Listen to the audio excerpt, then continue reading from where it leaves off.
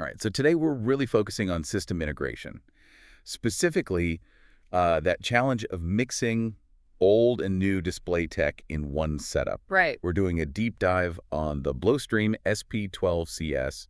It's a two-way 4K HDMI splitter. Yep. And we really want to unpack how this little box acts as a traffic cop when you have one high-end source feeding two very different screens. And that all starts with its core specs. I mean, this splitter is fully rated for the HDMI 2.0 18 gigabit per second pipeline. Which is crucial. It's absolutely crucial. That guarantees you support for the highest quality signals. We're talking 4K UHD at 60 hertz, full 4.4.4 chroma and HDR. And that 4.4.4 spec, that's uncompressed color, right? Exactly. You're getting all the color information. The Right. second your system has to drop to, say, 4.2.0, you're losing fidelity. And just as important, it handles that digital handshake, HDCP 2.2. Content protection. The content protection. Yeah. If that fails, you don't just get a fuzzy picture, you get nothing. A black screen. Okay, so let's jump into the core tech here. Oh. The box says smart scaling and video down conversion. Right. Let's imagine a real-world scenario. A boardroom. You got a new 4K projector, but also an older 1080p monitor for the speaker. What does this tech actually prevent? It prevents what we call the lowest common denominator problem. It's a huge headache. Where everything just defaults to the weakest link. Exactly. Normally, that 4K source would see the 1080p display and force both outputs down to 1080p. Your brand new projector is suddenly underperforming. So the SP12CS stops that. It stops it cold.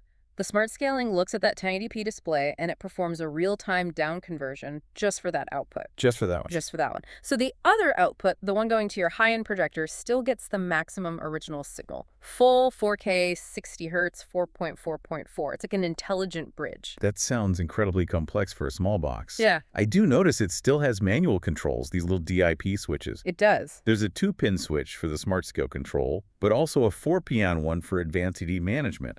Now, for anyone who hasn't pulled their hair out during an install, why is manual EDD control so critical? Because AV in the real world is messy. E-Day is the info the display sends back to the source saying, hey, this is what I can handle. Okay. When you split a signal, the source can get confused. It might just default to the worst case scenario. The manual E-Day switch lets an installer basically force the source to output a specific resolution. So you're overriding the handshake. You're taking control. It's the ultimate fail-safe when automated negotiation just isn't working. It's how you fix those weird intermittent black screens. Shifting gears a little, what about audio? Because that often needs to go somewhere completely different. And this is another area where this device is more than just a simple splitter. It has concurrent audio breakout. So at the same time. At the exact same time. While the full HDMI signal is passing through with formats like, Dolby Atmos, Dolby True HD, DTS HD Master Audio. All high-end stuff. All of it. You're also getting a separate digital audio output via optical and an analog stereo output on a 3.5mm jack. That is really flexible. So you could feed a multi-zone audio system or an older soundbar. Precisely. It's essential for that kind of integration work. So wrapping this up, what does this all really mean for you, the user? Well, the SP12CS is clearly not just an amplifier. It's a problem solver. A very sophisticated one.